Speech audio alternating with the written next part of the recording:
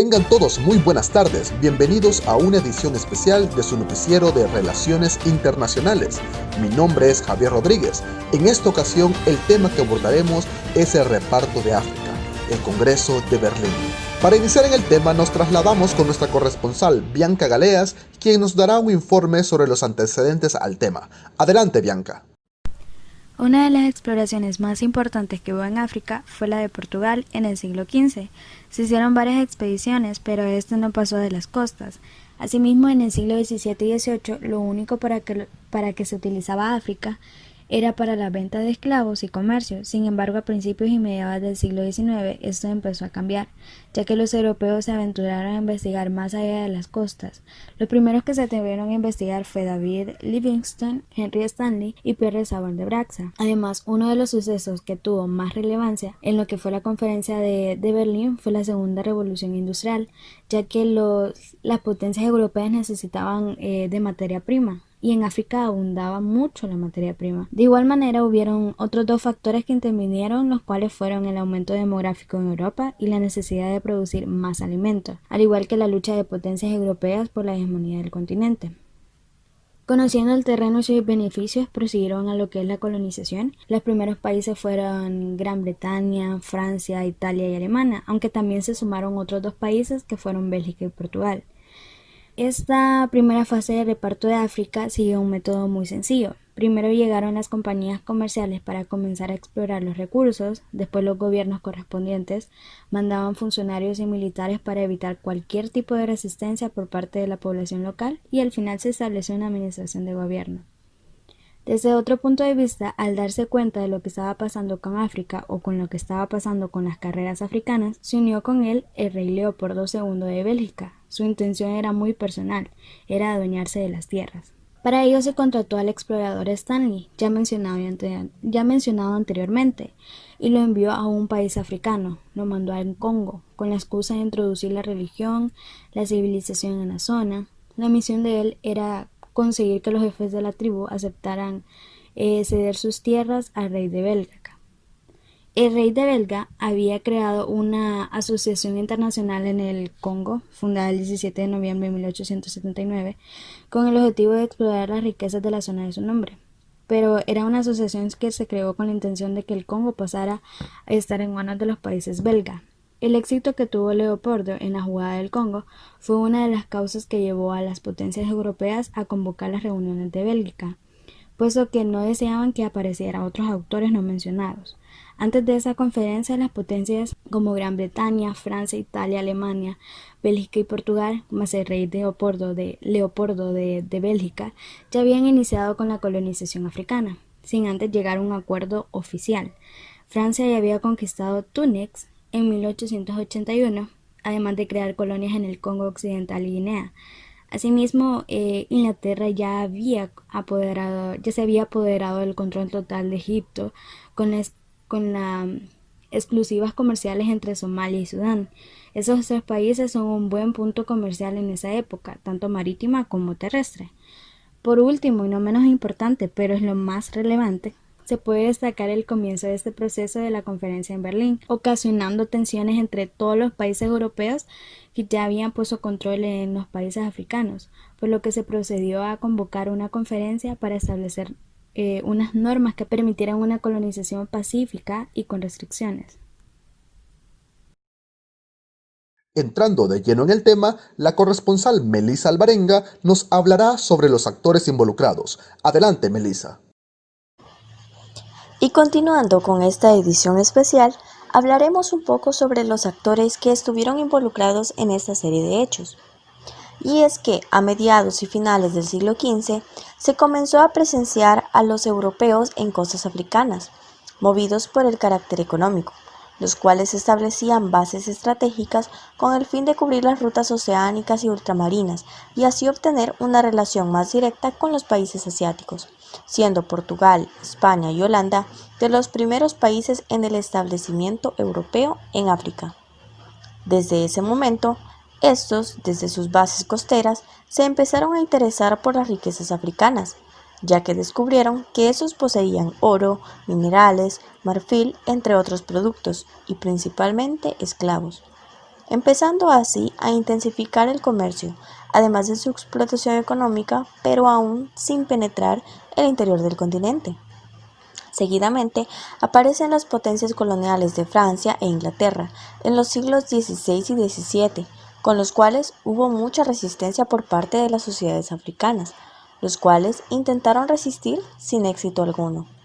A finales del siglo XVIII fueron varios los exploradores que se embarcaron rumbo al continente africano, con el fin de saber cuáles eran los territorios más ricos y más convenientes para conquistar. Sin embargo, las expediciones más importantes fueron las realizadas por Pierre de Brazza, David Livingstone, René Callier y Henry Stanley, cuyas nacionalidades variaban desde británicos, italianos, franceses y belgas, y cuyas expediciones renacerían las rivalidades europeas. La Conferencia de Berlín fue organizada entre el 15 de noviembre de 1884 y el 26 de febrero de 1885 por el canciller de la joven Alemania, Otto von Bismarck. Congreso realizado con el fin de resolver los problemas que surgían a causa del colonialismo en África y por su repartición entre los países colonizadores. La mayoría de ellos eran países europeos, entre los cuales estaban Francia, Gran Bretaña, Alemania, Portugal, España, Italia y Bélgica. Otro personaje importante es el rey Leopoldo II de Bélgica. Fue un monarca muy favorecido, ya que fue él quien presentó la iniciativa en 1883 de que se realizara tal evento, y junto con las principales potencias europeas ya había iniciado la colonización de África. Por ello, los representantes del Congreso le autorizaron la concesión de un territorio del tamaño de Europa Occidental. Las potencias que más territorios obtuvieron fueron Reino Unido y Francia, y las que crearon colonias fueron España, Italia, Alemania y Portugal. El reparto de África sin africanos. Resulta irónico que las fronteras actuales de África hayan cambiado bastante poco desde su imposición, si se considera que estas fueron decididas en un tiempo récord de 3 meses, y lo más anecdótico, sin haber participado siquiera un africano en su delimitación. El 15 de noviembre se cumplieron 135 años desde que, frívolamente, representantes de 14 estados, en su mayoría europeos, decidieran la suerte del continente africano en la denominada Conferencia de Berlín. De modo que una confortable y espaciosa sala de reuniones de la residencial oficial del canciller alemán Otto von Bismarck, un grupo de caballeros decidió la suerte y las fronteras de un continente de algo de más de 30 millones de kilómetros cuadrados, casi el tamaño de la suma de todos los países participantes en el evento. Ningún soberano africano fue invitado al mismo. Esto no fue una falla. Para la época, los pueblos no europeos tenían el derecho a guardar el más disciplinado silencio, siendo considerados los africanos como niños en el marco del derecho europeo. Si bien en 1879 el 90% del continente estuvo gobernado por africanos, en 1900, salvo una diminuta fracción, se encontraba bajo la órbita de unas pocas metrópolis europeas. El avance imperial sobre África por parte de 7 países europeos, estos Francia, Gran Bretaña, Alemania, Portugal, España, Italia y Bélgica, no fue un hecho aislado.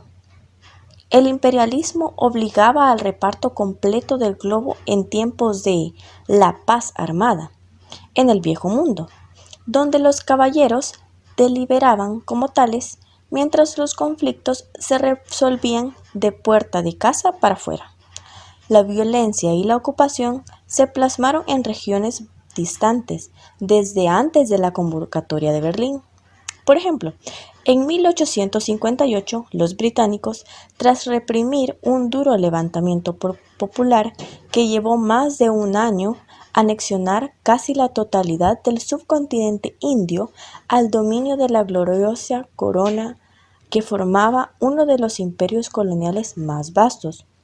Los franceses dieron pasos similares con la incorporación de Argelia en 1830, como un departamento más de la Francia metropolitana, y no se detuvieron.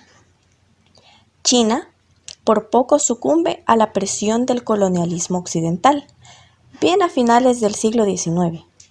En suma, el advenimiento de la centuria posterior mostró que no quedaba punto del planeta sin repartir entre un puñado de países, los más poderosos del orbe. El reparto de África, el Congreso de Berlín, tiene diferentes momentos, objetivos, acuerdos y consecuencias.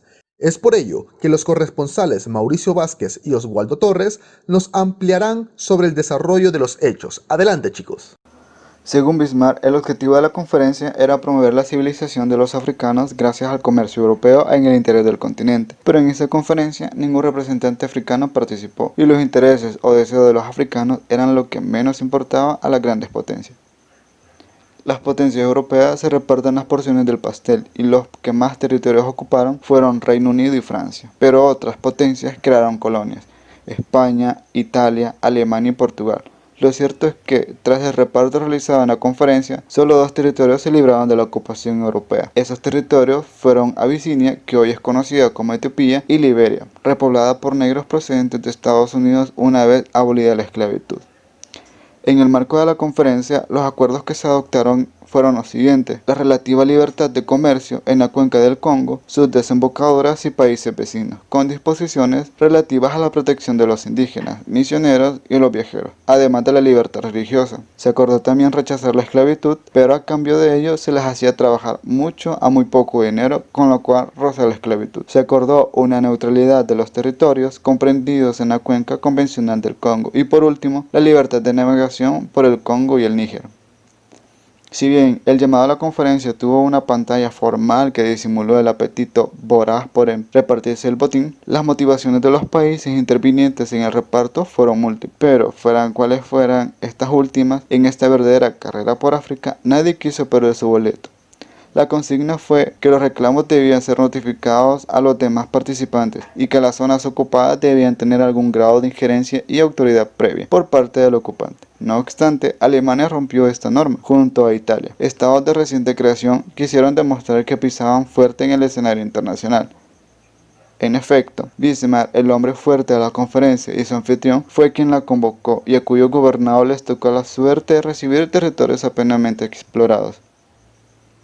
Los italianos, por su parte, tuvieron interés por Libia, la cual ocuparon tras vencer la resistencia local en 1911. Si bien fracasaron en el intento de anexionarse Etiopía frente a una resistencia heroica en 1896.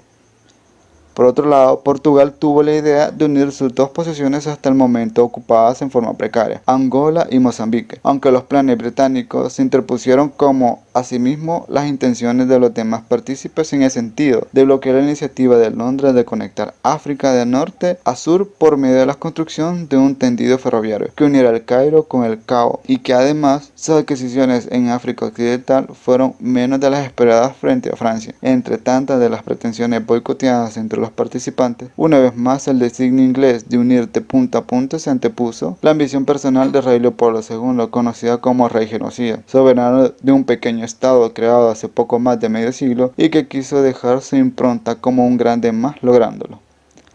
La manera que tuvieron los europeos de repartirse el territorio africano trajo consecuencias que aún permanecen. Las distintas metrópolis trazaron fronteras totalmente artificiales en África, sin tener en cuenta las culturas presentes o las religiones indígenas existentes. Hablar del rey Leopoldo II y de la República del Congo es hablar de una de las formas de colonización, esclavitud y explotación más graves y atroces de la historia. Bajo el mandato de Leopoldo II, la población del Congo se redujo en casi la mitad gracias a los más de 5 millones de asesinatos. Los nativos eran expuestos a largas jornadas de trabajo en condiciones deplorables y las tropas de Leopoldo II secuestraban a sus hijos y familiares como una forma de extorsión. Pero para comprender mejor esta situación, hablaremos primero de quién era Leopoldo II. Leopoldo II nació en Bruselas el 9 de abril de 1835 y es el segundo rey de Bélgica, sucediendo a su padre Leopoldo I. Para ese entonces, el Reino de Bélgica era una nación joven que había nacido en 1830 a partir de su independencia de Países Bajos, por lo que a finales del siglo XIX contaba con una industria próspera, pero que estaba lejos de formar parte de las grandes potencias imperialistas de la época, y de hecho su opinión pública era en contra del colonialismo. Es en este punto de la historia en el que se forma la ideología de Leopoldo II. Durante muchos años, el monarca trató de convencer al reino belga de emprender una aventura similar a la de las potencias imperialistas. Al darse cuenta que sus intentos no brindarían frutos, decidió hacerlo por su propia cuenta. Es así como Leopoldo II empezó a buscar vías alternas, las cuales se basaron sobre todo en la hipocresía sin rubor, ya que a pesar de que consintió el genocidio de millones de nativos congoleños, creó a conveniencia muchas asociaciones que no servían para nada más que vender una imagen falsa de defensor de la libertad de los aborígenes. Es así como fue ganándose la opinión pública en el viejo continente, llegando incluso a ser el presidente de la Sociedad para la Protección de los Aborígenes, y también fue anfitrión de eventos como la Conferencia Antiesclavista de Bruselas de 1889. Valiéndose de su estatus de rey, convocó con éxito el 12 de septiembre de 1876 la Conferencia Geográfica de Bruselas, de la cual surgió la Asociación Internacional Africana, hito que le haría ganar de manera definitiva la imagen de excéntrico altruista que buscaba ayuda para llevar la religión y para abolir la esclavitud en el África. Finalmente, el 1 de julio de 1885, en la Conferencia de Berlín, el Estado Libre del Congo queda oficialmente reconocido no como una colonia belga, sino como territorio del rey a título personal gracias al apoyo de los gobiernos de Francia y de Alemania. Una vez habiendo conseguido el territorio que tanto buscaba, Leopoldo II procedió a la explotación de todo el territorio del Congo. Este nuevo estado fue administrado por el propio monarca hasta el año de 1908. Valiéndose de préstamos del Estado belga, desarrolló la infraestructura necesaria para la explotación de las riquezas del territorio, las cuales eran principalmente el marfil y el caucho. Sin embargo, la explotación de estas mismas requería el trabajo sin descanso de los nativos, razón por la cual el rey Leopoldo II no dudó en implementar métodos más crueles, los cuales iban desde secuestros, latigazos y encadenamientos hasta la amputación de las manos. Quienes dirigían las bases comerciales también eran motivados con incentivos de productividad, por lo que no dudaban en explotar hasta donde fuese posible a los nativos, en muchos casos provocándoles la muerte. Para 1896 la demanda del caucho se disparó, por lo que las inversiones de Leopoldo II en el suelo africano se transformaron en ganancias millonarias para el monarca, las cuales no pararían hasta el día de su muerte. Para desgracia de los nativos, el aumento en la demanda no hizo más que agudizar la crueldad de los administradores coloniales. Los castigos a los indígenas que no cumplían las nuevas expectativas de producción pasaron a ser asesinatos masivos y destrucciones de aldeas, todas ellas con el carácter de ejemplificante por parte de la Force Publique, que era la fuerza de represión del rey Leopoldo en el Congo, derivando así en la muerte de alrededor de 10 millones de personas. Para hablar del reparto de África, no podemos situarnos de manera específica a partir de la Conferencia de Berlín. La expansión y acción colonial europea en África surge con los primeros establecimientos en sus costas, desde finales del siglo XV, con un carácter económico, ya que se trataba de establecer una relación comercial directa con los países asiáticos a través de las rutas marítimas que costeaban África. Se pueden mencionar tres momentos para el reparto y colonización de África. En un primer momento, la fase del colonialismo moderno, entre el siglo XV y el siglo XVIII, en donde se registran las primeras ocupaciones de territorios costeros e intensificación del comercio de esclavos. Un segundo momento, desde comienzos del siglo XIX, donde a raíz de las necesidades del momento en Europa, se intensifican las exploraciones y ocupaciones territoriales en África, lo que conduce a rivalidades coloniales entre potencias, resolviéndolos con la celebración de la Conferencia de Berlín en 1884-1885. Y un tercer momento, que es el posterior a la celebración de la Conferencia de Berlín, que establece y acuerda las normas internacionales para el reparto colonial de África, África, donde se vive la plenitud del imperialismo europeo en África, con la explotación económica y los regímenes administrativos coloniales, que dominan sobre todo el continente hasta poco después de la Segunda Guerra Mundial. Con todas las necesidades que surgen en el suelo europeo, la Conferencia de Berlín aporta una serie de reglas básicas que resolvieron los principales litigios entre las potencias que aspiraban a la conquista de un imperio continuo, todo esto disfrazado de filantropía.